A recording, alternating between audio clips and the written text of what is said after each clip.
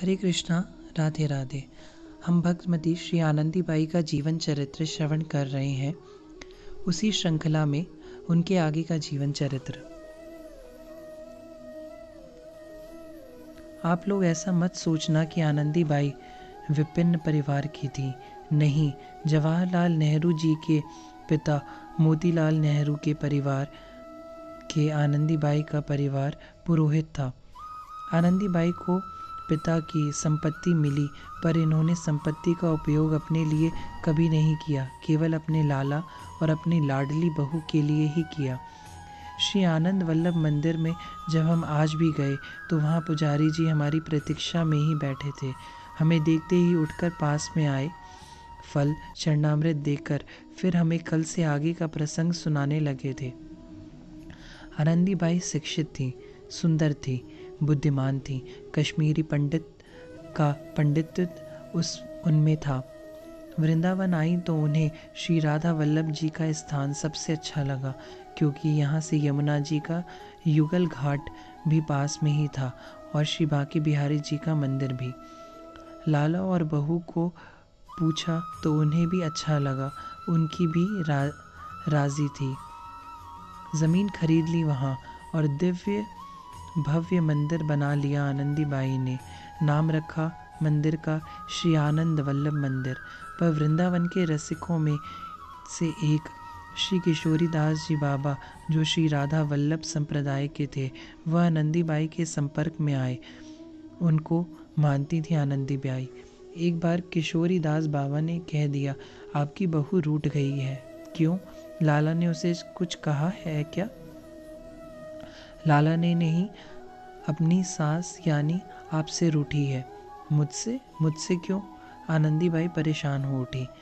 क्योंकि आपने मंदिर का नाम अपने बेटे के नाम से ही रखा है, बहू का तो उसमें नाम ही नहीं है। आनंदीबाई मंदिर में गई, अपनी बहू को देखा तो वास्तव में विग्रह में उदासी छाई थी। नेत्रों से अश्रु गिरने लगे। मैं क्या करूं अब? मेरी बहू सच में उदास है। किशोरी दास बाबा से पूछा तो बाबा बोले, नाम रख दो श्री राधा आनंद वल्लभ मंदिर। पुजारी जी बोले, इनका नाम है श्री राधा आनंद वल्लभ। आनंदीबाई ने अपनी बहू का नाम आगे रखकर अपने बेटे को भी खुश किया था। अद्भुत भक्ति थी आनंदीबाई की। मोतीलाल नेहरू और उनकी पत्नी वृंदावन आए थे। तब उन्होंने सुना कि उनके पुरोहित की बेटी यहाँ वैराग्य धारण करके भजन कर रही है, तो वह श्री बांके बिहारी जी के दर्शन करके फिर श्री राधा वल्लभ जी के दर्शन करते हुए जैसे ही श्री राधा वल्लभ मंदिर में गए, आनंदीबाई ने देखा, बहुत प्रसन्न हो गई। फिर उन्होंने बड़े प्रेम से अपने लाला और अपनी बहू के दर्शन कराए। मोतीलाल नेहरू की पत्नी ने जब दर्शन किए आनंद वल्लभ ठाकुर जी के, तो वह मंत्र मुग्ध हो गईं। भेंट में क्या दूं? उन्हें कुछ समझ नहीं आया तो अपने कंठ का हार ही उतार कर ठाकुर जी को पहना दिया। वह हार बड़ा कीमती था। पुजारी जी हंसे। साथ में गौरांगी थी, वो पूछने लगी, आप हंसते क्यों हैं? यही प्रश्न जब उदास देखा आनंदीबाई को, तब किशोरी बाबा ने भी पूछ लिया था, आप क्यों उदास हो, क्या हुआ? तब आनंदीबाई ने कहा, मोतीलाल नेहरू जी ने भी बेकार में आ गए मंदिर में, उनके कारण झगड़ा और हो गया। किस में झगड़ा हुआ? किशोरी बाबा ने पूछा। बहू से। पुजारी जी हंस रहे हैं और उनके नेत्र भी भर आए हैं। आनंदीबाई ने कहा, बहू से झगड़ा हो गया है? क्यों? अरे वह नेहरू जी की पत्नी ने लाला को अपना हार दे दिया। अब मेरी बहू कह रही है उसे कुछ नहीं मिला, अब मुझे लहंगा सिलवा दो। और मोतीलाल की पत्नी ने जो सूट पहना था वह कपड़ा अच्छा था, उसी कपड़े का। अब आप क्या करोगी? परेशान हो इधर उधर देखती आनंदीबाई बोली, अमृतसर जाना पड़ेगा। वैसे कपड़े का थान तो अमृतसर में ही मिलेगा, दिल्ली में क्यों नहीं? किशोरी बाबा ने पूछा। दिल्ली में भीड़ भाड़ बहुत है और अमृतसर में मेरी पहचान भी है, उधार भी दे देंगे मुझे। बाबा, पैसे भी तो नहीं है, अब सारा पैसा मंदिर में और आभूषणों में लगा दिया है। फिर भोग आदि के लिए भी तो चाहिए, और लाला को नित्य बादाम का हलवा ही बाल भोग में चाहिए ही चाहिए। पुजारी जी हमें बता रहे थे कि फिर वो बहू के लिए कपड़ा लेने अमृतसर गईं। वहाँ भी नहीं मिला तो लाहौर गई। उन दिनों पाकिस्तान और भारत एक थे, बंटवारा नहीं हुआ था। वहाँ भी वो कपड़ा नहीं मिला तो एक वैश्या का कपड़ा बहुत पसंद आया उन्हें। इसकी चर्चा कल हम कर चुके हैं। वह अपना पता लिखाकर आनंदी बाई वृंदावन चली आई। पुजारी जी कहते हैं यह अंतिम बार वृंदावन छोड़कर बाहर गई थी, इसके बाद कभी नहीं गई। ऐसा क्यों? गौरांगी ने पूछ रही थी। जब से अमृतसर में थी तब इनके लाला आनंद वल्लभ सपने में आए और बोले, मैया तू जिस पुजारी को रख कर गई हो ना, वह मुझे हलवा नहीं खिलाता।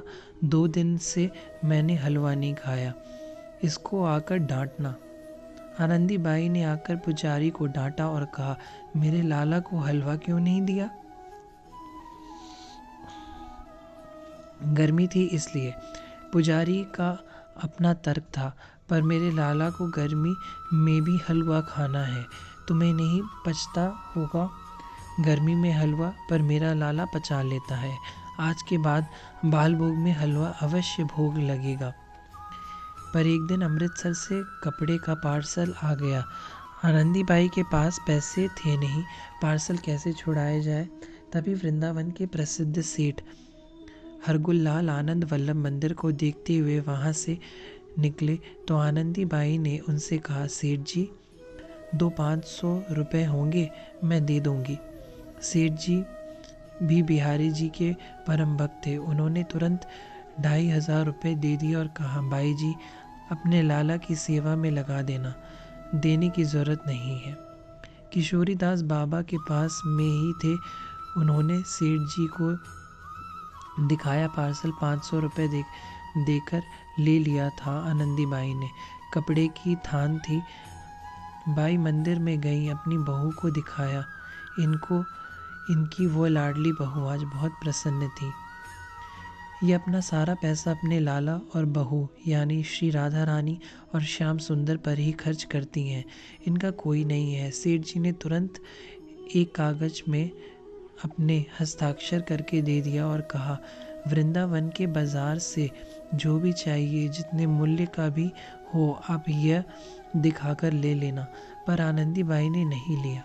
यह कहते हुए नहीं लिया कि मैं बूढ़ी हो गई हूँ, बुढ़ापे में अपने बेटे बहू से पूछ कर ही कुछ करना चाहिए। वह मुझे मना कर रहे हैं। मेरी बहू मुझे मत लो माँ कह रही है। सेठ जी मुझे क्षमा कीजिए, मैंने आपसे 2500 लिए, यह भी क्या कम है। पुजारी जी स्वयं भाव विभोर होकर हमें आनंदी बाई के भक्ति प्रेम से ओतप्रोत चर्चा सुना रहे थे। यह घटनाएं सत्य है, यह सब घटित है। अर्चा अवतार को आप झुठला नहीं सकते। आनंदी बाई के सामने यह अर्चा अवतार ही तो था भगवान का। आनंदी बाई की यही साधना थी, अपने लाला और अपनी प्यारी बहू को लाड लडाना, उनकी जो कामना हो उसे पूर्ण करना। यह दोनों अपनी आनंदी माँ से खूब जिद आदि करते थे। वह दिन जन्माष्टमी का था, पर पट खुले ही नहीं श्री राधा आनंद वल्लभ ठाकुर जी के। दर्शनार्थी खड़े हैं बाहर, पर नहीं, सब पद गा रहे हैं, नाम संकीर्तन की धुन लग रही है।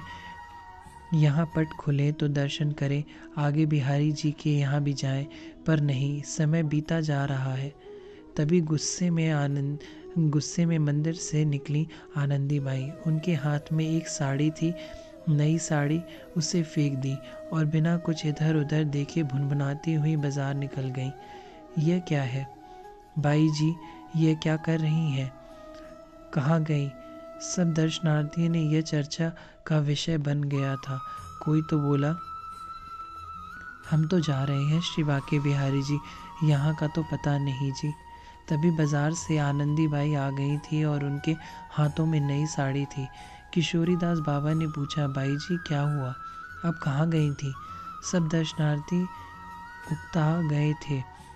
फिर समय पर सब हो तो ठीक ही लगता है। गुस्से से बोली, समझाओ मेरी बहू को, इसे नई साड़ी ही पहननी है। मैंने कितना कहा पर नहीं मानी, जिद है। मेरा लाला तो बहुत सीधा है, अड़ गई आज। नई साड़ी लाओ, आज उत्सव है।